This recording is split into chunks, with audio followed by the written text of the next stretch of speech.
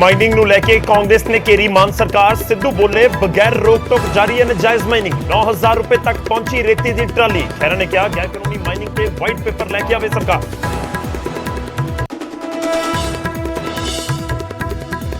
ਕਾਨੂੰਨ ਵਿਵਸਥਾ ਨੂੰ ਲੈ ਕੇ ਐਕਸ਼ਨ ਦੇ ਵਿੱਚ ਸੀਐਮ ਮਾਨ ਐਂਟੀ ਗੈਂਗਸਟਰ ਟਾਸਕ ਫੋਰਸ ਦੇ ਨਾਲ ਕੀਤੀ ਪਹਿਲੀ ਮੀਟਿੰਗ। ਸੀਐਮ ਬੋਲੇ ਬਿਨਾਂ ਕਿਸੇ ਡਰ ਅਤੇ ਪੱਖਪਾਤ ਦੇ ਕੰਮ ਕਰ ਰਹੀ ਟੀਮ, ਨਹੀਂ ਆਉਣ ਦੇਵਾਂਗੇ ਸਾਧਨਾਂ ਦੀ ਕਮੀ। सूबे की कानून व्यवस्था ਨੂੰ ਲੈ ਕੇ ਸਿੱਧੂ ਦਾ ਮਾਨ ਸਰਕਾਰ ਤੇ ਵੱਡਾ ਹਮਲਾ। ਬੋਲੇ ਨਾੜੀਆਂ ਦੇ ਹੱਥ ਦੇ ਵਿੱਚ ਆਈ ਸੱਤਾ, ਚੁਟਕਲਿਆਂ ਦੇ ਨਾਲ ਨਹੀਂ ਚੱਲਦੀ ਸਰਕਾਰ। ਮਾਨ ਸਰਕਾਰ ਦੇ ਵੱਲੋਂ ਪੁਲਿਸ ਪ੍ਰਸ਼ਾਸਨ ਦੇ ਵਿੱਚ ਵੱਡਾ ਫੇਰਬਦਲ। 5 ਜ਼ਿਲ੍ਹਿਆਂ ਦੇ ਐਸਐਸਪੀ ਸਣੇ 8 ਵੱਡੇ ਪੁਲਿਸ ਅਧਿਕਾਰੀਆਂ ਦੇ ਤਬਾਦਲੇ। ਗੁਰਪ੍ਰੀਤ ਤੂਰ ਜਲੰਧਰ ਦੇ ਨਵੇਂ ਪੁਲਿਸ ਕਮਿਸ਼ਨਰ। ਮੌੜ ਮੰਡੀ ਤੋਂ ਆਮ ਆਦਮੀ ਪਾਰਟੀ ਦੇ ਵਿਧਾਇਕ ਸੁਖਬੀਰ ਮੈਸਰ ਖਾਨਾ ਦੇ ਸਖਤ ਤੇਵਰ। ਪੁਲਿਸ ਵਾਲਿਆਂ ਨੂੰ ਪੜਾਇਆ ਕਾਨੂੰਨ ਦਾ ਪਾਠ। ਕਿਹਾ ਜੇ ਚੱਟਾ ਵੇਖਿਆ ਤਾਂ ਆਪਣਾ ਹਿਸਾਬ ਲਗਾ ਲਿਓ। ਮੁਕਤਸਰ ਦੇ ਸ਼ਖਸ ਦੀ ਸ਼ਿਕਾਇਤ ਦੇ ਉੱਤੇ ਸੀਐਮ ਮਾਨ ਨੇ ਦਿੱਤੇ ਕਾਰਵਾਈ ਦੇ ਹੁਕਮ। ਹੈਲਪਲਾਈਨ ਨੰਬਰ ਤੇ ਕਿੱਲਿਆਂਵਾਲੀ ਥਾਣੇ ਦੇ ਏਐਸਆਈ ਦੇ ਰਿਸ਼ਵਤ ਲੈਣ ਦੀ ਭੇਜੀ ਸੀ ਵੀਡੀਓ। ਵਿਜੀਲੈਂਸ ਨੇ ਦਰਜ ਕੀਤਾ ਕੇਸ। ਸਰਕਾਰ ਦੇ ਆਫਰ ਨੂੰ ਜਥੇਦਾਰ ਦੀ ਵੀ ਕੋਰੀ ਨਾ। एसजीपीसी ਨੂੰ ਦਿੱਤੇ ਆਪਣੇ ਚੈਨਲ ਖੋਲਣ ਦੇ ਨਿਰਦੇਸ਼। ਬੋਲੇ ਜੇ ਸਰਕਾਰ ਸੁਹਿਰਦਤਾ ਸੂਚਨਾ ਪ੍ਰਸਾਰਣ ਮੰਤਰਾਲੇ ਤੋਂ ਦਵਾਈ ਮਨਜ਼ੂਰੀ। ਆਮ ਆਦਮੀ ਪਾਰਟੀ ਦਾ ਬਿਆਨ, ਸਿਰਫ ਪ੍ਰਸਾਰਣ ਦੇ ਵਿੱਚ ਸਹਿਯੋਗ ਕਰਨਾ ਚਾਹੁੰਦੀ ਹੈ ਸਰਕਾਰ।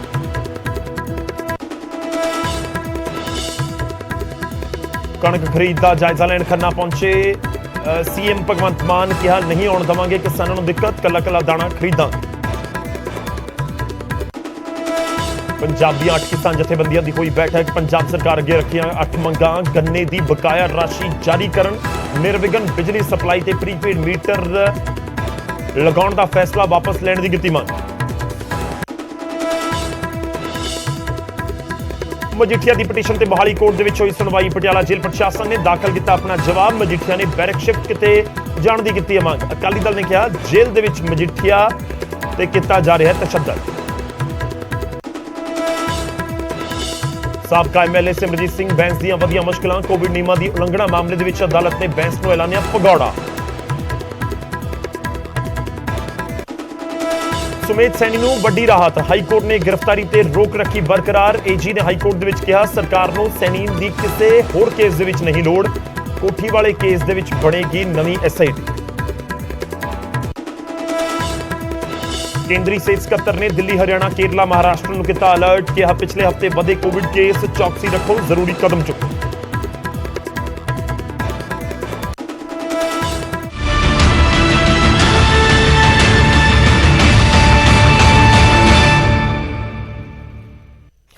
ਸਤਿ ਸ਼੍ਰੀ ਅਕਾਲ। ਨਿਊਜ਼ 18 ਪੰਜਾਬ, ਹਰਿਆਣਾ, ਹਿਮਾਚਲ ਦੇਖ ਰਹੇ ਹੋ ਤੁਸੀਂ। ਗੌਰਵ ਸ਼ੁਕਲਾ ਮੈਂ ਹਾਂ ਤੁਹਾਡੇ ਨਾਲ। ਮਾਈਨਿੰਗ ਦੇ ਉੱਤੇ ਸਿਆਸੀ ਸੰਗਰਾਮ ਜਾਰੀ ਹੈ ਤੇ ਪ੍ਰਾਈਮ ਟਾਈਮ ਦੇ ਵਿੱਚ ਅੱਜ ਗੱਲ ਮਾਈਨਿੰਗ ਦੀ। ਸ਼ੁਰੂਆਤ ਮਾਈਨਿੰਗ ਤੋਂ ਹੀ। ਮਾਈਨਿੰਗ ਨੂੰ ਲੈ ਕੇ ਪੰਜਾਬ ਦੀਆਂ ਵਿਧਾਨ ਸਭਾ ਚੋਣਾਂ ਦੇ ਦੌਰਾਨ ਖੂਬ ਲੰਬੇ ਚੌੜੇ ਵਾਅਦੇ ਹੋਏ ਤੇ ਪ੍ਰੋਜੈਕਟ ਇਸ ਤਰੀਕੇ ਨਾਲ ਕੀਤਾ ਗਿਆ ਕਿ ਰੇਤਾ ਵੇਚ ਕੇ ਪੰਜਾਬ ਦਾ ਹਰ ਦੁੱਖ ਜਾਂ ਕਹੀਏ ਕਿ ਜੋ ਬਜਟ ਦੀ ਦਿੱਕਤ ਆ ਉਹ ਦੂਰ ਹੋ ਜਾਏਗੀ। ਖੈਰ ਸਰਕਾਰ ਬਣੇ ਨੂੰ ਕਰੀਬ ਮਹੀਨਾ ਹੁਣ ਹੋ ਚੱਲਿਆ ਤੇ ਇਸ ਵਿਚਾਲੇ ਨਜਾਇਜ਼ ਮਾਈਨਿੰਗ ਇੱਕ ਵਾਰ ਮੁੜ ਤੋਂ ਚਰਚਾ ਦੇ ਵਿੱਚ ਹੈ, ਸੁਰਖੀਆਂ ਦੇ ਵਿੱਚ ਹੈ।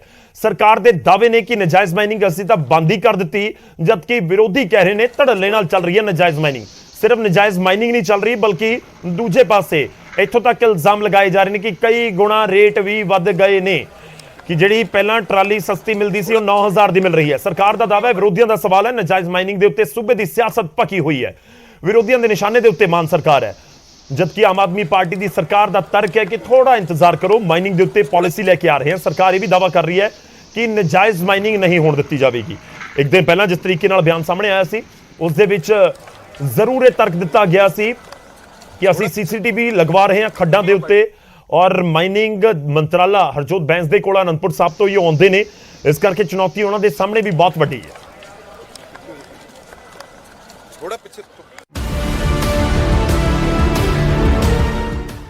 ਕਾਂਗਰਸ ਸੱਤਾ ਦੇ ਵਿੱਚੋਂ ਬਾਹਰ ਹੋਈ, ਆਪ ਸੱਤਾ ਵਾਲੇ ਸਿੰਘਾਸਨ ਤੇ ਬਿਰਾਜਮਾਨ ਵੀ ਹੋਗੀ, ਪਰ ਮੁੱਦੇ ਵੀ ਪਹਿਲਾਂ ਵਾਲੇ ਹੀ ਗੂੰਜ ਰਹੇ ਨੇ ਤੇ ਵਿਰੋਧੀਆਂ ਦੇ ਇਲਜ਼ਾਮ ਵੀ ਕੋਈ ਨਵੇਂ ਨਹੀਂ ਨੇ।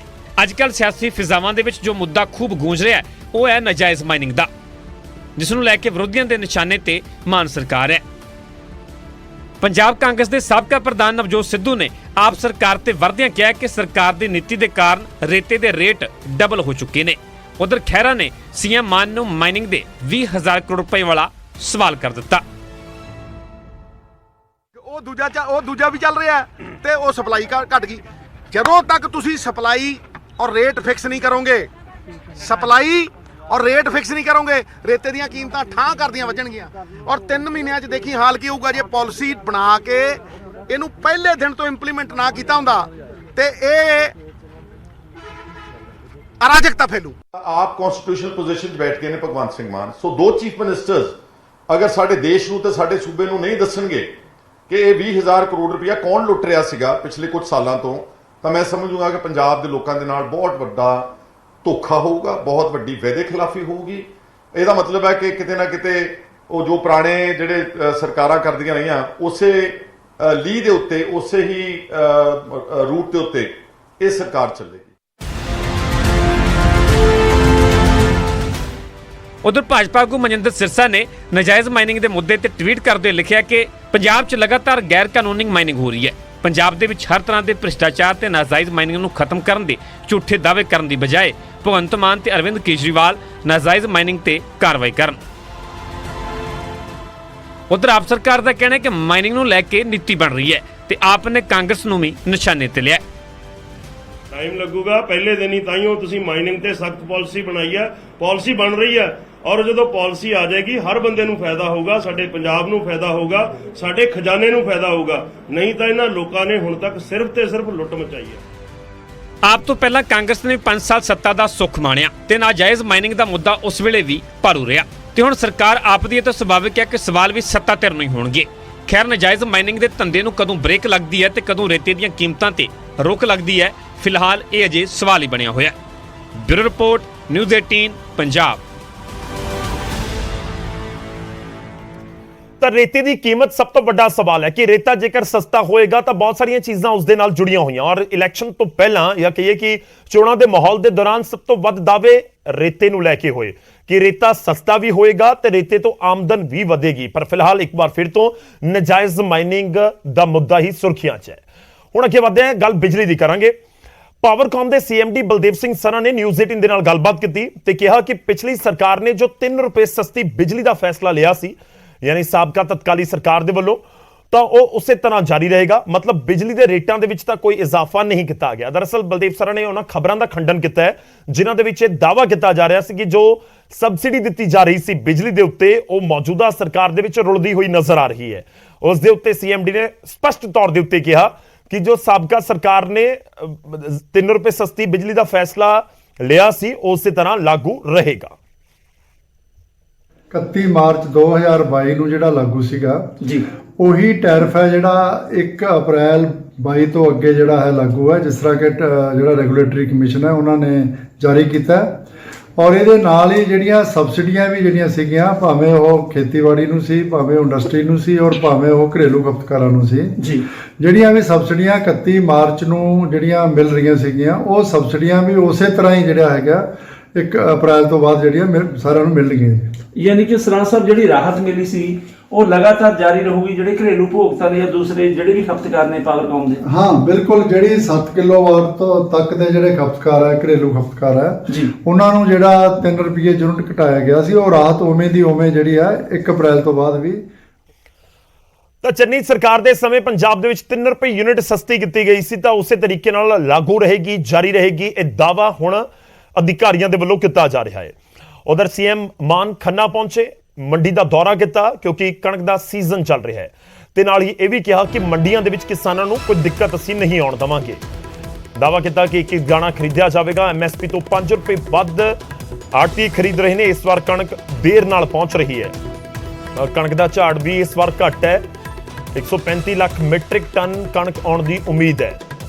ਸੂਬੇ ਦੇ ਵਿੱਚ ਕੁੱਲ 2262 ਮੰਡੀਆਂ ਨੇ ਔਰ 1862 ਪੱਕੀਆਂ ਨੇ, 400 ਮੰਡੀਆਂ ਟੈਂਪਰੇਰੀ ਨੇ। ਇਹ ਪੂਰੀ ਜਾਣਕਾਰੀ ਸੀਐਮ ਦੇ ਵੱਲੋਂ ਦਿੱਤੀ ਗਈ ਹੈ। ਖੈਰ ਕਿਉਂਕਿ ਕਣਕ ਦਾ ਸੀਜ਼ਨ ਚੱਲ ਰਿਹਾ, 1 ਅਪ੍ਰੈਲ ਤੋਂ ਸਰਕਾਰੀ ਖਰੀਦ ਸ਼ੁਰੂ ਹੋ ਜਾਂਦੀ ਹੈ ਰਸਮੀ ਤੌਰ ਦੇ ਉੱਤੇ, ਪਰ ਇਸ ਵਾਰ ਥੋੜੀ ਜਿਹੀ ਸਰਦੀ ਜ਼ਿਆਦਾ ਪਈ ਔਰ ਥੋੜੀ ਜਿਹੀ ਬਰਸਾਤਾਂ ਜ਼ਿਆਦਾ ਸੀ ਜਨਵਰੀ ਔਰ ਫਰਵਰੀ ਦੀ ਸ਼ੁਰੂਆਤ ਦੇ ਵਿੱਚ। ਇਸ ਕਰਕੇ ਥੋੜਾ ਜਿਹਾ ਲੇਟ ਇਸ ਵਾਰ ਲੱਗ ਰਿਹਾ ਕਿ ਕਣਕ ਦੀ ਫਸਲ ਪੱਕ ਰਹੀ ਹੈ। ਖੇਤਾਂ ਦੇ ਵਿੱਚ ਆਪਾਂ ਬਾਹਰ ਦੇਖੀਏ, ਪਿੰਡਾਂ ਦੇ ਵਿੱਚ ਤਾਂ ਜ਼ਿਆਦਾਤਰ ਥਾਵਾਂ ਦੇ ਉੱਤੇ ਅਜੇ ਫਸਲ ਖੜੀ ਹੈ। ਅਜੇ ਜਿਹੜੀ ਵਾਢੀ ਹੈ ਪੂਰੀ ਉਸ ਤਰੀਕੇ ਨਾਲ ਨਹੀਂ ਸ਼ੁਰੂ ਹੋਈ ਜਿਵੇਂ ਆਮ ਤੌਰ ਤੇ 7-8 ਅਪ੍ਰੈਲ ਦੇ ਨੇੜੇ ਹੁੰਦੀ ਹੈ। ਪਰ ਉਮੀਦ ਕੀਤੀ ਜਾ ਰਹੀ ਹੈ ਕਿ ਵਿਸਾਖੀ ਤੱਕ ਪੂਰੀ ਜ਼ੋਰ ਸ਼ੋਰ ਦੇ ਨਾਲ ਵਾਢੀ ਹੋਏਗੀ, ਕਿਉਂਕਿ ਗਰਮੀ ਹੁਣ ਤਾਂ ਤਕਰੀਬਨ ਤੁਸੀਂ ਕਹਿ ਸਕਦੇ ਹੋ ਕਿ 27-28 ਮਾਰਚ ਤੋਂ ਜ਼ਬਰਦਸਤ ਗਰਮੀ ਵੀ ਪੈ ਰਹੀ ਹੈ।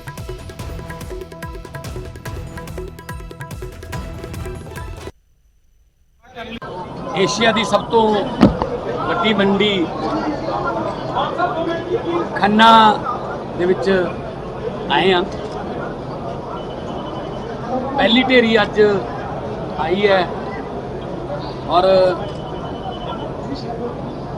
ਮੰਡੀਆਂ ਦੇ ਪ੍ਰਬੰਧਾਂ ਦਾ ਜਿਹੜਾ ਜਾਇਜ਼ਾ ਉਹ ਆਲਰੇਡੀ ਪੰਜਾਬ ਸਰਕਾਰ ਵੱਲੋਂ ਪਹਿਲਾਂ ਹੀ ਕਰ ਦਿੱਤਾ ਗਿਆ ਸੀਗਾ, ਪਰ ਅੱਜ ਮੈਂ ਖੁਦ ਦੇਖਣ ਆਇਆ। ਥੋੜਾ ਜਿਹਾ ਕਣਕ ਲੇਟ ਹੈ ਇਸ ਵਾਰ ਤੇ ਝਾੜ ਵੀ ਮੈਨੂੰ ਪਤਾ ਲੱਗਿਆ ਥੋੜਾ ਘੱਟ।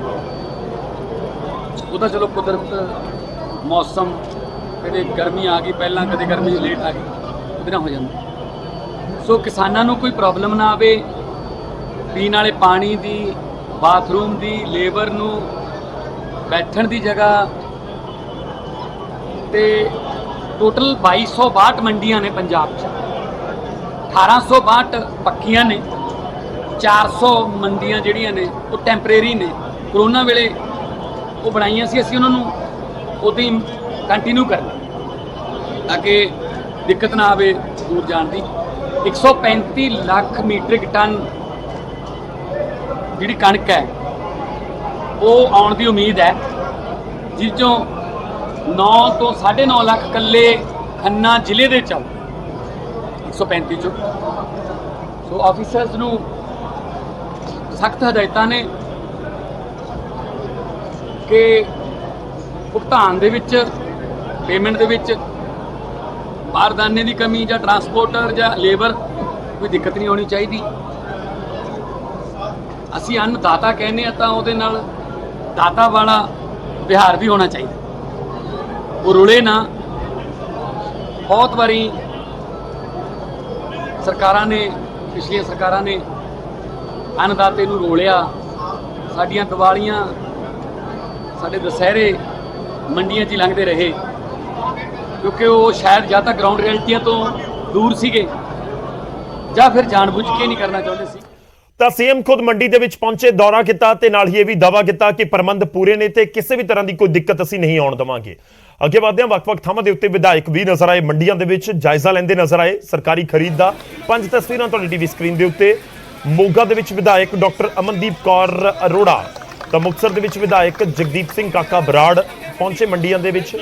ਚਮਕੌਰ ਸਾਹਿਬ ਦੇ ਵਿੱਚ ਵਿਧਾਇਕ ਡਾਕਟਰ ਚਰਨਜੀਤ ਸਿੰਘ, ਰੋਪੜ ਦੇ ਵਿੱਚ ਦਿਨੇਸ਼ ਚੱਡਾ ਐਮਐਲਏ ਨੇ ਕਿ ਉਹਨਾਂ ਦੇ ਵੱਲੋਂ ਉੱਥੇ ਦੌਰਾ ਕੀਤਾ ਗਿਆ। ਖੰਨਾ ਦੀਆਂ ਤਸਵੀਰਾਂ ਅਸੀਂ ਤੁਹਾਨੂੰ ਦਿਖਾਏ। ਖੰਨਾ ਏਸ਼ੀਆ ਦੀ ਸਭ ਤੋਂ ਵੱਡੀ ਅਨਾਜ ਮੰਡੀ ਹੈ, ਉੱਥੇ ਦਾਣਾ ਮੰਡੀ ਦੇ ਵਿੱਚ ਸੀਐਮ ਪਹੁੰਚੇ, ਜਾਇਜ਼ਾ ਲਿਆ ਉੱਥੇ ਤਿਆਰੀਆਂ ਦਾ ਵੀ, ਜਾਇਜ਼ਾ ਲਿਆ ਉੱਥੇ ਸਰਕਾਰੀ ਖਰੀਦ ਦਾ।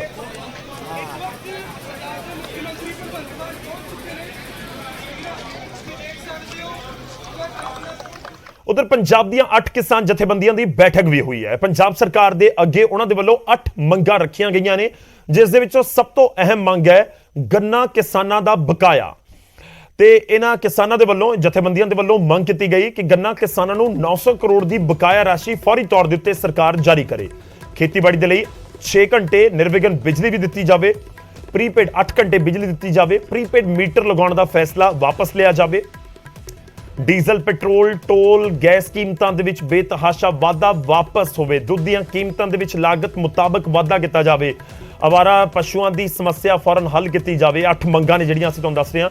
ਦਰਿਆਈ ਪਾਣੀ ਦੇ ਉੱਤੇ ਡੈਮਾਂ ਦੀ ਬਿਜਲੀ ਕਿਸਾਨਾਂ ਨੂੰ ਮਿਲੇ। ਗੁੱਜਰਾਂ ਦੇ ਵੱਲੋਂ ਪਸ਼ੂਆਂ ਦੇ ਨਾਲ ਫਸਲਾਂ ਦਾ ਨੁਕਸਾਨ ਜੋ ਹੁੰਦਾ ਹੈ ਉਸ ਨੂੰ ਵੀ ਰੋਕਿਆ ਜਾਵੇ।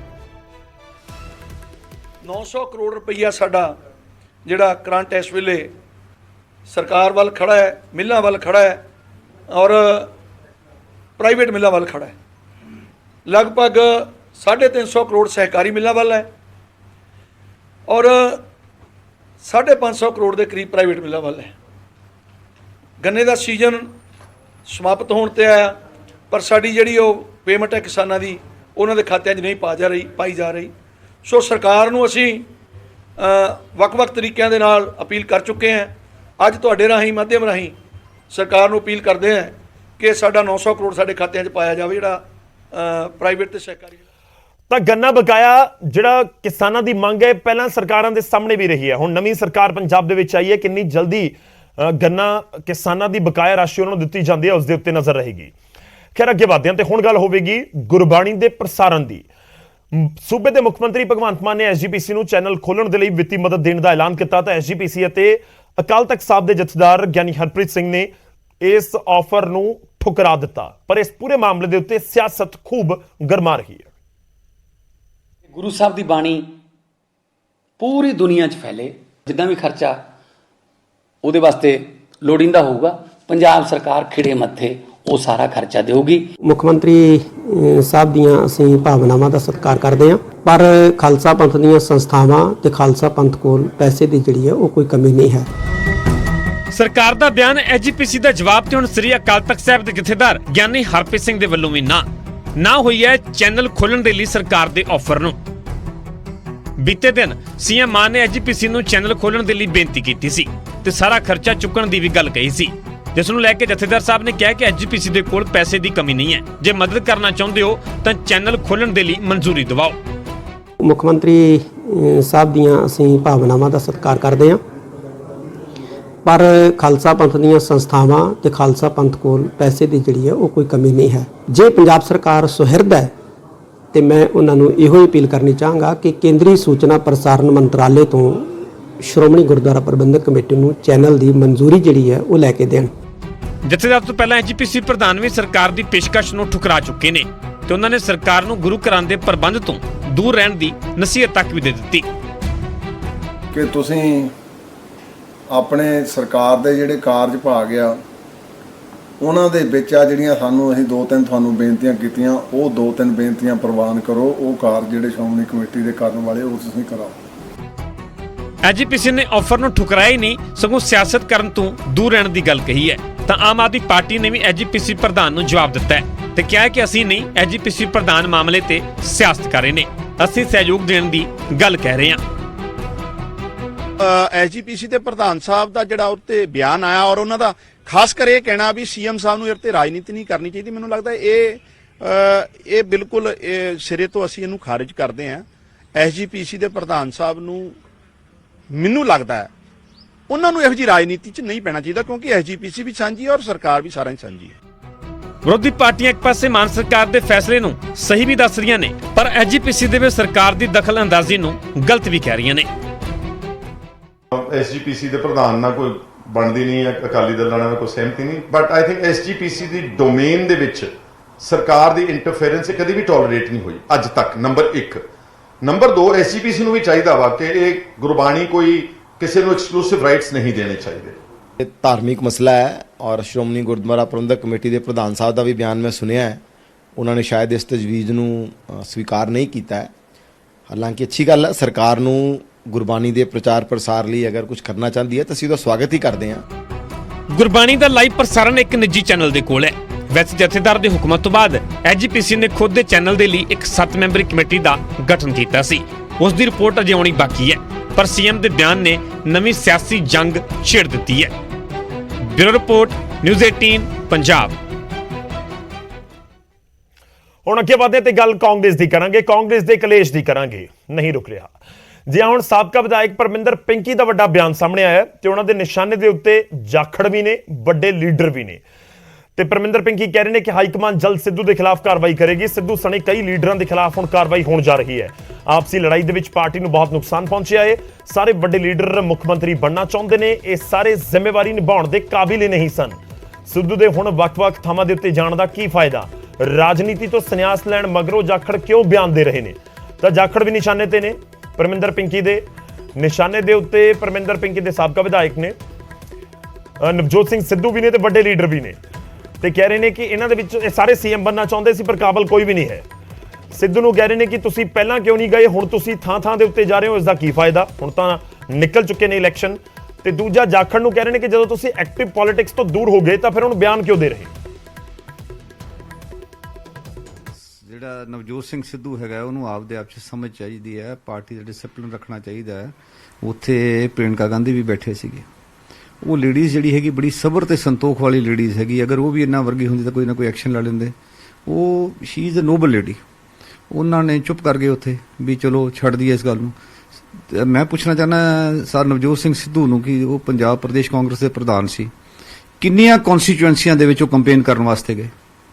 ਜੇ ਨਹੀਂ ਗਏ ਤਾਂ ਕਿਉਂ ਨਹੀਂ ਗਏ? ਹੁਣ ਤਾਂ ਉਹ ਲਗਾਤਾਰ ਪੂਰੇ ਪੰਜਾਬ 'ਚ ਘੁੰਮ ਰਹੇ ਆ, ਮੀਟਿੰਗਾਂ ਕਰ ਰਹੇ ਆ। ਹੁਣ ਘੁੰਮਣ ਦਾ ਕੀ ਹੈ? ਛੇਤੀ ਬੜਾ ਵੱਡਾ ਐਕਸ਼ਨ ਹੋਏਗਾ ਇਹਨਾਂ ਤੇ, ਤੁਸੀਂ ਦੇਖਦੇ ਰਹੇ ਹੋ। ਕਿਹਦੇ ਤੇ ਐਕਸ਼ਨ ਹੋਏਗਾ? ਜਿਹੜਾ ਬੰਦਾ ਵੀ ਪਾਰਟੀ ਡਿਸਪਲਿਨ ਦੇ ਵਿੱਚ ਨਹੀਂ ਰਹਿੰਦਾ, ਕੋਈ ਸੰਕੇਤ ਦੇਣਾ ਚਾਹੁੰਦੇ ਹੋ? ਕੋਈ ਵੀ ਵੱਡੇ ਤੋਂ ਵੱਡਾ ਹੋਵੇ, ਅਗਰ ਸਿੱਧੂ ਹੈ ਤਾਂ ਸਿੱਧੂ ਤੇ ਵੀ ਐਕਸ਼ਨ ਹੋਏਗਾ, ਅਗਰ ਕੋਈ ਹੋਰ ਬੋਲਦਾ ਤਾਂ ਉਹ ਤੇ ਵੀ ਹੋਏਗਾ। ਤਾਂ ਹੁਣ ਵਿਵਾਦ ਤਾਂ ਵਾਧਾ ਹੋਇਆ ਨਜ਼ਰ ਆ ਰਿਹਾ ਹੈ। ਬੇਸ਼ੱਕ ਹੁਣ ਦੂਜਿਆਂ ਦੇ ਵੱਲੋਂ ਯਾਨੀ ਕਿ ਜਿਹੜੇ ਸਿੱਧੂ ਦੇ ਖਿਲਾਫ ਨੇ ਉਹਨਾਂ ਦੇ ਵੱਲੋਂ ਸਿੱਧੂ ਦੇ ਖਿਲਾਫ ਮੋਰਚਾ ਖੋਲ੍ਹਿਆ ਜਾ ਰਿਹਾ ਹੈ, ਪਰ ਸੜਕ ਤੇ ਜੋ ਚੰਡੀਗੜ੍ਹ ਦੇ ਵਿੱਚ ਹੋਇਆ, ਸੜਕ ਦੇ ਉੱਤੇ ਹੋਈ ਤਕਰਾਰ ਨੂੰ ਲੈ ਕੇ ਕਾਂਗਰਸ ਵਿਧਾਇਕ ਸੁਖਪਾਲ ਖਹਿਰਾ ਖੁੱਲ੍ਹ ਕੇ ਸਿੱਧੂ ਦਾ ਸਾਥ ਦਿੰਦੇ ਨਜ਼ਰ ਆਏ। ਖਹਿਰਾ ਨੇ ਕਿਹਾ ਕਿ ਸਿੱਧੂ ਦੇ ਵਿੱਚ ਕੁਝ ਖਾਮੀਆਂ ਹੋ ਸਕਦੀਆਂ ਨੇ, ਪਰ ਉਹ ਬੇहद ਕਾਬਿਲ ਆਗੂ ਨੇ।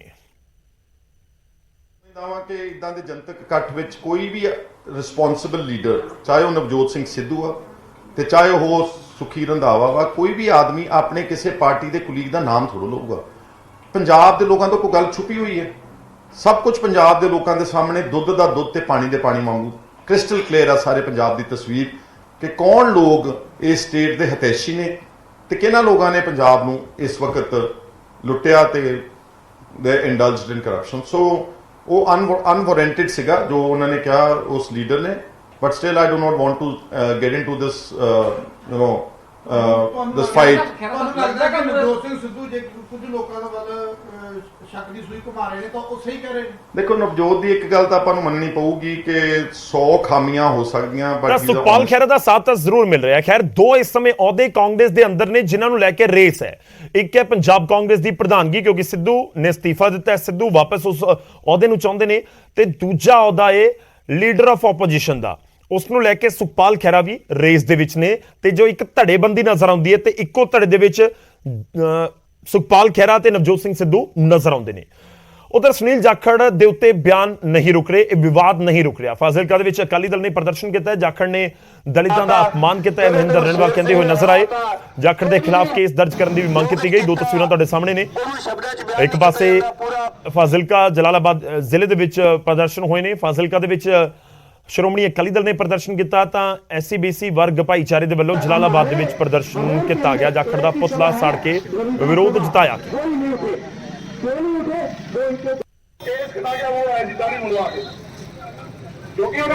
ਭਾਈਚਾਰੇ ਦੇ ਬਦੌਲਤ ਭਲਿਆ ਮਾਨ ਸਾਹਿਬ 50 ਸਾਲ ਤੇਰੇ ਪਰਿਵਾਰ ਨੇ ਰਾਜ ਕੀਤਾ, ਲੋਕਾਂ ਨੂੰ ਗੋਲਾ ਕਰਕੇ, ਔਰ ਅੱਜ ਉਹਨਾਂ ਨੂੰ ਕਹਿੰਦੇ ਜੁੱਤੀ ਦੇ ਨੋਕ ਦੇ ਬਰਾਬਰ ਨੇ। ਜੁੱਤੀ ਸਿਰ ਦੇ ਉੱਤੇ ਨਹੀਂ ਰੱਖੀ ਜਾਂਦੀ। ਕਹਿੰਦੇ ਭਾਂਡਾ ਬਹੁਤ ਛੋਟਾ ਸੀ ਉਹਦਾ। ਅੱਜ ਵੀ ਮੈਂ ਕੱਲ ਦੇਖ ਰਿਹਾ ਸੀ, ਇੱਕ ਨਿਮਾਣਾ ਜਿਹਾ ਬੰਦਾ ਬਣ ਕੇ ਆਪਦੇ ਨੇਤਾ ਨੂੰ ਮਿਲਣ ਗਿਆ, ਔਰ ਜਦੋਂ ਪ੍ਰੈਸ ਵਾਲੇ ਨੇ ਪੁੱਛਿਆ, ਉਹ ਕਹਿੰਦਾ ਭਾਈ ਮੈਂ ਨਾ ਪ੍ਰਧਾਨਗੀ ਦਾ ਗਾਹਕ, ਨਾ ਕਿਸੇ ਪਦ ਦਾ ਗਾਹਕ, ਮੈਂ ਤਾਂ ਅੱਜ 1 ਮਹੀਨੇ ਬਾਅਦ ਆਪਦੇ ਲੀਡਰ ਨੂੰ ਪੰਜਾਬ ਦੀ ਹਾਲਤ। ਉਧਰ ਆਮ ਆਦਮੀ ਪਾਰਟੀ ਦੇ ਵਿਧਾਇਕਾਂ ਨੇ ਵੀ ਜਾਖੜ ਦੇ ਖਿਲਾਫ ਕੇਸ ਦਰਜ ਕਰਨ ਦੀ ਮੰਗ ਕੀਤੀ ਹੈ ਤੇ ਇਹ ਵੀ ਮੰਗ ਰੱਖੀ ਕਿ ਕਾਂਗਰਸ ਪਾਰਟੀ ਜਾਖੜ ਦੇ ਖਿਲਾਫ ਸਖਤ ਐਕਸ਼ਨ ਲਵੇ। ਸਖਤ ਸ਼ਬਦਾਂ ਦੇ ਵਿੱਚ ਨਿੰਦਾ ਕਰਦੇ ਆ ਤੇ ਤਾੜਨਾ ਕਰਦੇ ਆ ਕਾਂਗਰਸ ਪਾਰਟੀ ਨੂੰ, ਸਮੁੱਚੀ ਕਾਂਗਰਸ ਪਾਰਟੀ ਨੂੰ ਸਮੇਤ ਸੋਨੀਆ ਗਾਂਧੀ ਨੂੰ, ਰਾਹੁਲ ਗਾਂਧੀ ਨੂੰ। ਇਹਨੂੰ ਅਸੀਂ ਤਾੜਨਾ ਕਰਦੇ ਆ ਕਿ ਜਿਹੜੇ ਤੁਹਾਡੇ ਖੁੱਲੇ ਛੱਡੇ ਹੋਏ ਲੋਕ ਨੇ ਇਹਨਾਂ ਤੇ ਰੱਸੀ ਰੁੱਸੀ ਪਾ ਕੇ ਰੱਖੋ, ਨਹੀਂ ਤਾਂ ਜਿਹੜੇ ਪੰਜਾਬ ਦੇ ਲੋਕ, ਜਿਹੜਾ ਸਾਡਾ ਸਮਾਜ ਆ, ਇਹਨਾਂ ਨੂੰ ਸਬਕ ਸਿਖਾ ਦੇਗਾ। ਇਸ ਲਈ ਅਸੀਂ ਇਹਨਾਂ ਨੂੰ ਅੱਜ ਅਲਟੀਮੇਟਮ ਦੇ ਰਹੇ ਹਾਂ ਆਪਣੀ ਪ੍ਰੈਸ ਕਾਨਫਰੰਸ ਦੇ ਜ਼ਰੀਏ ਕਿ ਇਹ ਆਪਣੇ ਬੋਲਾਂ ਨੂੰ ਸੁਧਾਰਨ, ਇਸ ਗੱਲ ਦੀ ਮਾਫੀ ਮੰਗੇ, ਸੋਨੀਆ ਗਾਂਧੀ ਮਾਫੀ ਮੰਗੇ, ਸਮੁੱਚੀ ਕਾਂਗਰਸ ਪਾਰਟੀ ਮਾਫੀ ਮੰਗੇ, ਨਹੀਂ ਤਾਂ ਜਿਹੜਾ ਸਾਡਾ ਸਮਾਜ ਆ ਇਹਨਾਂ ਪ੍ਰਤੀ ਸਾਨੂੰ ਸਖਤ ਐਕਸ਼ਨ ਲੈਣ ਦੇ ਲਈ ਮਜਬੂਰ ਹੋਣਾ ਪਏਗਾ। ਹੁਣ ਅੱਗੇ ਵਧਦੇ ਹਾਂ ਤੇ ਜਾਖੜ ਦਾ ਅਸੀਂ ਜ਼ਿਕਰ ਕਰ ਰਹੇ ਹਾਂ। ਸੁਨੀਲ ਜਾਖੜ ਆਪਣੇ ਬਿਆਨ ਨੂੰ ਲੈ ਕੇ ਪਾਰਟੀ ਦੇ ਅੰਦਰ ਯਾਨੀ ਕਾਂਗਰਸ ਦੇ ਅੰਦਰ ਹੀ ਘਿਰੇ ਹੋਏ ਨੇ। ਕਈ ਕਾਂਗਰਸੀ ਜਾਖੜ ਤੇ ਦਲਿਤਾਂ ਦਾ ਅਪਮਾਨ ਕਰਨ ਦਾ ਇਲਜ਼ਾਮ ਲਗਾ ਚੁੱਕੇ ਨੇ ਤੇ ਹੁਣ ਵੀ ਕਈ ਉਹਨਾਂ ਤੇ ਇਲਜ਼ਾਮ ਲਗਾ ਰਹੇ ਨੇ ਤੇ ਪਾਰਟੀ ਤੋਂ ਬਾਹਰ ਤੱਕ ਕਰਨ ਦੀ ਮੰਗ ਹੋ ਰਹੀ ਹੈ। ਹਾਲਾਂਕਿ ਜਾਖੜ ਸਪਸ਼ਟੀਕਰਨ ਦੇ ਚੁੱਕੇ ਨੇ। ਉਹਨਾਂ ਦਾ ਕਹਿਣਾ ਕਿ ਬਿਆਨ ਨੂੰ ਤੋੜ ਮਰੋੜ ਕੇ पेश किया गया है। सुनील जाखड़ जी बड़े परिवार से हैं, बहुत अमीर आदमी हैं, उनकी लेकिन जो मानसिकता है, उन्होंने अपनी मानसिकता दिखाई है कि वो गरीब लोगों के खिलाफ हैं। उन्होंने जिस तरीके से गरीब को जुत्ती की नोक पे रखने की बात की है, ये बहुत ही निंदनीय बात है और ऐसे लीडर से जिसके परिवार ने दलित परिवारों के वोटों लेकर अपने आप को बिल्ड किया हो, उनसे उनको ये शोभा नहीं देता। सुनील जाखड़ जी, ਇਹ ਜਿਹੜਾ ਘਟੀਆ ਤੁਸੀਂ ਸ਼ਬਦਾਂ ਦਾ ਇਸਤੇਮਾਲ ਕੀਤਾ ਹੈ ਦਲਿਤਾਂ ਦੇ ਖਿਲਾਫ, ਕੀ ਤੁਹਾਡੀ ਮਾਨਸਿਕਤਾ ਖੋ ਬੈਠੀ ਹੈ? ਕੀ ਤੁਹਾਡੀ ਇਨਸਾਨੀਅਤ ਮਰ ਚੁੱਕੀ ਹੈ? ਮੈਂ ਤੁਹਾਨੂੰ ਇਹ ਗੱਲ ਦੀ ਬੇਨਤੀ ਕਰਨਾ ਜਾ ਰਿਹਾ ਹਾਂ ਕਿ ਫੌਰੀ ਤੌਰ ਦੇ ਉੱਪਰ ਬਾਬਾ ਸਾਹਿਬ ਅੰਬੇਦਕਰ ਦੀ ਕੌਮ ਦੇ ਕੋਲੋਂ ਮਾਫੀ ਮੰਗੋ। ਜੋ ਜਾਖੜ ਸਾਹਿਬ ਨੇ, ਮੈਨੂੰ ਬੜੀ ਹੈਰਾਨੀ ਹੈ ਉਹਨਾਂ ਦੀ ਇਸ ਤਰ੍ਹਾਂ ਦੀ ਮਾਨਸਿਕਤਾ ਜਿਹੜੀ ਜ਼ਾਹਿਰ ਹੋਈ ਹੈ। ਇਹ ਕਦੀ ਮੈਂ ਸੋਚਿਆ ਵੀ ਨਹੀਂ ਸੀ ਕਿ ਇਸ ਤਰ੍ਹਾਂ ਦੀ ਵੀ ਉਹ ਗੱਲ ਕਰ ਸਕਦੇ ਨੇ, ਲੇਕਿਨ ਇਸ ਤੇ ਉਹਨਾਂ ਦੀ ਇਸ ਗੱਲ ਤੇ ਸਾਡੀ ਐਸਸੀ ਕਮਿਊਨਿਟੀ ਦੇ ਵਿੱਚ ਬਹੁਤ ਹੀ ਭਾਰੀ ਗੁੱਸਾ ਹੈ ਤੇ ਰੋਸ ਹੈ। ਔਰ ਮੈਂ ਹਾਈ ਕਮਾਂਡ ਨੂੰ ਇਹ ਅਪੀਲ ਕਰਨਾ ਚਾਹੁੰਦੀ ਹਾਂ ਕਿ ਇਹਦੇ ਬਾਰੇ 'ਚ ਜ਼ਰੂਰ ਕੋਈ ਨਾ ਕੋਈ ਗਾਈਡਲਾਈਨ ਕੋਈ ਜ਼ਰੂਰ ਇਸ਼ੂ ਕਰਨ ਔਰ ਕੋਈ ਜ਼ਰੂਰ ਇਹਦਾ ਸੰਗਿਆਨ ਲੈਣ। 4.5 ਸਾਲ ਪੰਜਾਬ ਦੇ ਪ੍ਰਧਾਨ ਰਹੇ ਹੋ, ਤੁਸੀਂ ਦੱਸੋ ਵੀ ਤੁਸੀਂ 4.5 ਸਾਲ 'ਚ ਕਿਹੜੀ ਕਾਰਗੁਜ਼ਾਰੀ ਕੀਤੀ ਹੈ। ਉਹਦੇ ਤੋਂ ਬਾਅਦ ਮੈਂ ਉਹਨੂੰ ਪੁੱਛਿਆ ਚਾਹੁੰਦਾ ਵੀ ਸੋਨੀਆ ਗਾਂਧੀ, ਰਾਹੁਲ ਗਾਂਧੀ, ਪ੍ਰਿੰਕਾ ਗਾਂਧੀ ਨੇ ਇਹ ਸੁਨੀਲ ਜਾਖੜ ਤਰ੍ਹਾਂ ਦੀ ਗੱਲਾਂ ਕਰਨਾ ਚਾਹੁੰਦਾ ਹੈ। ਇਹਨੂੰ ਮੈਂ ਪੁੱਛਿਆ ਚਾਹੁੰਦਾ ਵੀ ਤੁਹਾਨੂੰ ਕੰਪੇਨ ਕਮੇਟੀ ਦਾ ਚੇਅਰਮੈਨ ਬਣਾਇਆ ਹੈ, ਤੁਸੀਂ ਦੱਸੋ ਵੀ ਪੰਜਾਬ ਦੇ ਇਲੈਕਸ਼ਨ ਆਇਆ, ਤੁਸੀਂ ਚੰਨੀ ਦੇ ਉੱਤੇ ਤੇ ਬੜੇ ਸਵਾਲ ਪੁੱਟ ਕਰਦੇ ਪਿਓ, ਤੁਸੀਂ ਕਿੱਥੇ ਕੰਪੇਨ ਕੀਤੀ ਹੈ? ਕੋਈ ਇੱਕ ਲੋਕੇਸ਼ਨ ਕਢਾ ਕੇ ਦੱਸੋ, ਕੱਢ ਕੇ ਦੱਸੋ। ਤਾਂ ਜਾਖੜ ਨਿਸ਼ਾਨੇ ਉੱਤੇ ਨੇ, ਵਿਰੋਧੀਆਂ ਦੇ ਵੀ, ਕਾਂਗਰਸੀਆਂ ਦੇ ਵੀ। ਹੁਣ ਅੱਗੇ ਵਧਦੇ ਹਾਂ ਤੇ ਗੱਲ ਕਾਨੂੰਨ ਵਿਵਸਥਾ ਦੀ। ਸੂਬੇ ਦੇ ਵਿੱਚ ਕਾਨੂੰਨ ਵਿਵਸਥਾ ਨੂੰ ਲੈ ਕੇ ਸਿਆਸੀ ਪਾਰਾ ਸਿਖਰਾਂ ਦੇ ਉੱਤੇ ਪਹੁੰਚਿਆ ਹੋਇਆ ਹੈ। ਇਸੇ ਮੁੱਦੇ ਦੇ ਉੱਤੇ ਮੁੱਖ ਮੰਤਰੀ ਮਾਨ ਨੇ ਟਾਸਕ ਫੋਰਸ ਦੇ ਨਾਲ ਮੀਟਿੰਗ ਕੀਤੀ, ਜੋ ਟਾਸਕ ਫੋਰਸ ਨਵੀਂ ਬਣਾਈ ਗਈ ਹੈ। ਸਖਤ ਆਦੇਸ਼ ਦਿੱਤੇ, ਪਰ ਇਸ ਮੁੱਦੇ ਦੇ ਉੱਤੇ ਮਾਨ ਸਰਕਾਰ ਵਿਰੋਧੀਆਂ ਦੇ ਵੀ ਨਿਸ਼ਾਨੇ ਉੱਤੇ ਹੈ। ਸੂਬੇ 'ਚ ਕਾਨੂੰਨ ਵਿਵਸਥਾ ਵੱਡਾ ਮੁੱਦਾ ਬਣਿਆ ਹੋਇਆ ਹੈ। ਹਰ ਰੋਜ਼ ਵਾਪਰੀਆਂ ਕਤਲ ਦੀਆਂ ਵਾਰਦਾਤਾਂ ਦੇ ਕਾਰਨ ਕਈ ਸਵਾਲ ਖੜੇ ਹੋ ਰਹੇ ਨੇ ਤੇ ਦੂਜੇ ਪਾਸੇ ਕਾਨੂੰਨ ਵਿਵਸਥਾ ਦੇ ਮੁੱਦੇ ਤੇ ਸੀਐਮ ਮਾਨ ਐਕਸ਼ਨ ਦੇ ਵਿੱਚ ਵੀ ਨਜ਼ਰ ਆ ਰਹੇ ਨੇ। ਸੀਐਮ ਮਾਨ ਨੇ ਐਂਟੀ ਗੈਂਗਸਟਰ ਟਾਸਕ ਫੋਰਸ ਦੇ ਨਾਲ ਪਹਿਲੀ ਮੀਟਿੰਗ ਕੀਤੀ ਤੇ ਟੀਮ ਨੂੰ ਕਿਹਾ ਕਿ ਉਹ ਬਿਨਾਂ ਕਿਸੇ ਡਰ ਅਤੇ ਪੱਖਪਾਤ ਦੇ ਕੰਮ ਕਰਨ ਤੇ ਨਾਲ ਹੀ ਏਜੀਟੀਐਫ ਨੂੰ ਭਰੋਸਾ ਦਿਵਾਇਆ ਕਿ ਸਾਧਨਾਂ ਦੀ ਕੋਈ ਵੀ ਕਮੀ ਨਹੀਂ ਆਉਣ ਦਿੱਤੀ ਜਾਵੇਗੀ ਤੇ ਅਪਰਾਧ ਦੇ ਖਿਲਾਫ ਸਖਤ ਕਦਮ ਚੁੱਕਣ ਦੇ ਨਿਰਦੇਸ਼ ਦਿੱਤੇ ਨੇ। ਮਾਨ ਨੇ ਕਿਹਾ ਕਿ ਪੰਜਾਬ ਦੇ 3 ਕਰੋੜ ਲੋਕਾਂ ਦੀ ਸੁਰੱਖਿਆ ਮੇਰੀ ਜ਼ਿੰਮੇਵਾਰੀ ਹੈ। ਸਾਡੀ ਸਰਕਾਰ ਰੋਡ ਦੇ ਉੱਤੇ ਜੋ ਪ੍ਰੈਕਟੀਕਲੀ ਸਾਨੂੰ ਫੀਲਡ ਦੇ ਵਿੱਚੋਂ ਜੋ ਇਨਪੁਟ ਮਿਲਦੀਆਂ ਨੇ ਉਹਦੇ ਆਧਾਰ ਤੇ ਸਾਡੀ ਸਰਕਾਰ ਕੰਮ ਕਰਦੀ ਹੈ। ਅੱਜ ਸਾਡੀ ਸਰਕਾਰ ਨੂੰ ਲੱਗਿਆ ਕਿ ਉਹਦੇ ਲਈ ਸਾਨੂੰ ਸਪੈਸ਼ਲ ਉਹਦੇ ਵਿੱਚ 3 ਆਫੀਸਰ ਦੀ ਹੋਰ ਲੋੜ ਹੈ, ਤਾਂ ਹੀ ਉਹਦੇ ਵਿੱਚ 3 ਆਫੀਸਰ ਹੋਰ ਐਡ ਕੀਤੇ ਆ। ਔਰ ਆਉਣ ਵਾਲੇ ਸਮੇਂ ਦੇ ਵਿੱਚ ਜੇ ਸਾਨੂੰ ਹੋਰ ਸਖਤੀ ਕਰਨੀ ਪਈ, ਪੰਜਾਬ ਸਰਕਾਰ ਜਿਹੜਾ ਹੈਗਾ ਇਦਾਂ ਦੇ ਗੈਂਗਵਾਰ ਨੂੰ ਬਿਲਕੁਲ ਵੀ ਬਰਦਾਸ਼ਤ ਨਹੀਂ ਕਰੂਗੀ।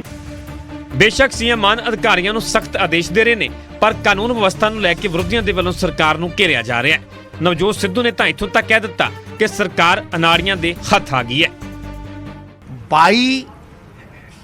23 ਤਾਂ ਕਤਲ ਹੋ ਗਏ, 2-3 ਤਾਂ ਅਨਰਿਪੋਰਟਡ ਨੇ। ਜਦੋਂ ਮੈਂ ਗੁਰਦਾਸਪੁਰ ਗਿਆ ਸੀ, ਇੱਕ ਮੁੰਡਾ ਪੱਥਰਾਂ ਨਾਲ ਬੰਨ੍ਹ ਕੇ ਥੱਲੇ ਸੁੱਟਾ ਸੀ। ਠੀਕ ਹੈ, ਦੱਸੋ ਪੰਜਾਬ ਦਾ ਮੁੱਖ ਮੰਤਰੀ ਹਿਮਾਚਲ ਦੀਆਂ ਠੰਡੀਆਂ ਹਵਾਵਾਂ ਚੋਂ ਨਿਕਲ ਕੇ ਕਿਸੇ ਇੱਕ ਦੇ ਘਰ ਗਿਆ ਹੋਵੇ। ਆ ਗਲਤ ਰਿਪੋਰਟਿੰਗ ਹੋਈ ਗਈ ਹੈ ਇੱਥੇ, ਕਹਿੰਦੇ ਜੀ ਵਾਲੀਬਾਲ ਪਲੇਅਰ ਹੈ, ਮੁੰਡਾ ਵਿਚਾਰਾ ਹੈਂਡੀਕੈਪ ਦਾ, ਉਹਦੇ ਘਰੋਂ ਨਿਕਲ ਰਿਹਾ ਕਵਾੜ ਚੋਂ ਤਾੜ ਗੋਲੀ, ਇੱਕ ਥਾਂ ਤੇ ਗਿਆ ਹੋਵੇ। ਇਹ ਕੋਈ ਚੁਟਕਲਿਆਂ ਨਾਲ ਥੋੜਾ ਚੱਲਣੀ ਸਰਕਾਰ। ਕਾਨੂੰਨ ਵਿਵਸਥਾ ਦੇ ਮੁੱਦੇ ਤੇ ਭਾਜਪਾ ਨੇ ਵੀ ਆਪ ਨੂੰ ਨਿਸ਼ਾਨੇ ਤੇ ਲਿਆ।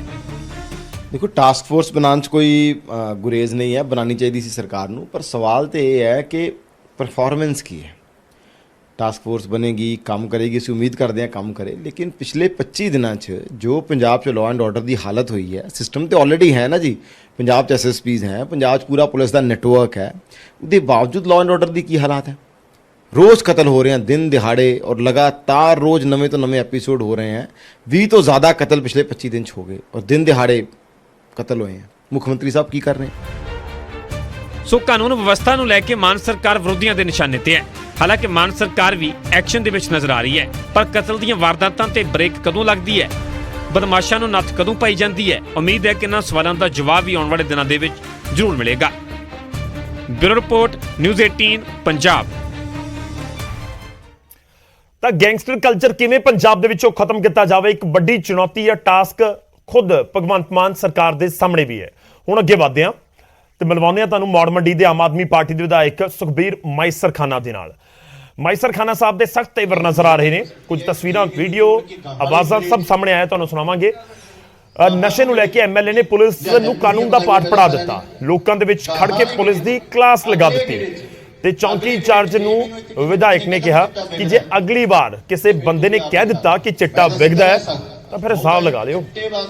ਪਿੰਡ ਚੌਂ ਦੇ ਵਿੱਚ ਪੂਰੀ ਘਟਨਾ ਵਾਪਰੀ ਹੈ। ਮੌੜ ਮੰਡੀ ਦੇ ਵਿੱਚ ਤੁਹਾਨੂੰ ਦੱਸ ਰਹੇ ਹਾਂ, ਜਿੱਥੇ ਪਹੁੰਚੇ ਹੋਏ ਸਨ ਵਿਧਾਇਕ ਸਾਹਿਬ। ਦੇਖੋ, ਨਸ਼ੇ ਦਾ ਮੁੱਦਾ ਬਹੁਤ ਵੱਡਾ ਪੰਜਾਬ ਦੇ ਵਿੱਚ, ਔਰ ਖਾਸ ਤੌਰ ਤੇ ਜਿਸ ਤਰੀਕੇ ਨਾਲ ਪਿਛਲੇ ਕੁਝ ਦਿਨਾਂ ਦੇ ਵਿੱਚ ਘਟਨਾਵਾਂ ਸਾਹਮਣੇ ਆਈਆਂ ਨੇ ਬਠਿੰਡਾ ਵਾਲੇ ਇਲਾਕੇ ਤੋਂ ਕਿ ਉੱਥੇ ਨੌਜਵਾਨਾਂ ਦੀ ਮੌਤ ਹੋਈ ਹੈ। ਪਰ ਵਿਧਾਇਕ ਸਾਹਿਬ ਪਹੁੰਚੇ ਸੀ, ਚੌਂਕੀ ਇੰਚਾਰਜ ਨੂੰ ਦੱਸ ਰਹੇ ਨੇ, ਸਮਝਾ ਰਹੇ ਨੇ ਕਿ ਹੁਣ ਨਸ਼ਾ ਖਤਮ ਕਰ ਦਿਓ। ਕੀ ਕੁਝ ਕਹਿ ਰਹੇ ਨੇ ਸੁਣਦੇ ਹਾਂ। ਕੱਲਾ 24 ਪਿੰਡ ਹੀ ਹੈ ਨਾ, 24 ਪਿੰਡ ਦੇ ਕਿੰਨੇ ਮਿੰਟ ਮਿਲਦੇ ਤੈਨੂੰ? 4 ਪੈਂਦੇ ਨਹੀਂ ਨਾ। 24 ਪਿੰਡ ਦੇ ਕੱਲਾ ਫੋਕਸ ਕਰਨਾ ਕੋਈ ਬੜਾ ਔਖਾ ਨਹੀਂ ਹੈ। ਸਾਰਾ ਦਿਨ ਇੱਥੇ ਰਹਿ ਬਹੁਤ ਨਹੀਂ ਮਿਲਾ ਦੇਣਾ 4 ਪਿੰਡਾਂ ਵਾਸਤੇ। ਹਾਂ, ਕੁੜੀਆਂ ਵੀ ਮੁੰਡਿਆਂ ਵਰਗੀਆਂ ਬਰਾਬਰ ਨਹੀਂ। ਦੇਖੋ ਜੀ, ਡਿਊਟੀ ਤਾਂ ਤੁਸੀਂ ਪੂਰੀ ਕਰਾਉਣੀ ਹੈ, ਇਹ ਤਾਂ ਨਹੀਂ ਮੈਨੂੰ ਹੈਗਾ। ਮੁਲਾਜ਼ਮ ਹੈਗੇ ਸੁਪਰ ਬਹੁਤ ਨਹੀਂ ਮੁਲਾਜ਼ਮ।